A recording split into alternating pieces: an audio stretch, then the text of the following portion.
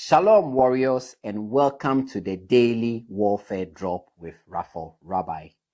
Today's theme, Nations and Spiritual Heritage, is coming to you from Genesis chapter 10. Known as the Table of Nations, a chapter many believers skim through because it looks like a long list of names.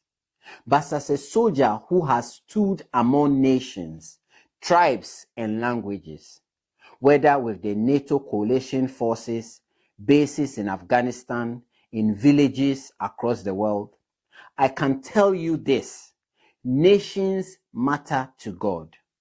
Every people group on earth exists because God intended them to. After the flood, the world began again from a single family, Noah and his sons. Out of destruction, God brought multiplication and order. My fellow warriors, hear me here. God doesn't just restore, He rebuilds with purpose. Genesis 10 proves that His covenant was not just survival, it was destiny.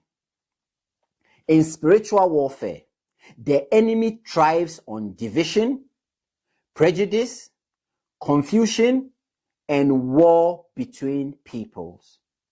I have served in many places torn apart by conflict, and I've seen firsthand how darkness tries to corrupt entire nations. But Genesis 10 reminds us God is still sovereign over every tribe, tongue, and people. What the enemy scatters, God can realign. What sin divides, God can restore. And here is the personal warfare truth. Your heritage is not an accident. Your ethnicity, your birthplace, your background, none of it is random. You are part of a divine strategy. If you belong to Christ Jesus, you carry a spiritual heritage that transcends bloodlines, nations, and histories.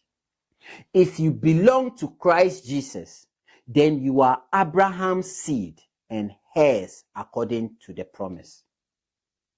In the military, our identity, our ranks, our status determine our access, our authority, and our movement. Spiritually, your identity in Christ gives you access to the promises, the authority, and inheritance of God's kingdom. My fellow warriors, your life is part of a bigger story. What God designed in your lineage, the enemy cannot erase. Stand in your identity. Don't try and be someone else. Stand in your purpose and stay focused. Stand knowing you were born to reveal His glory across the nations.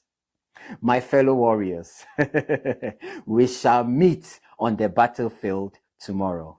Shalom.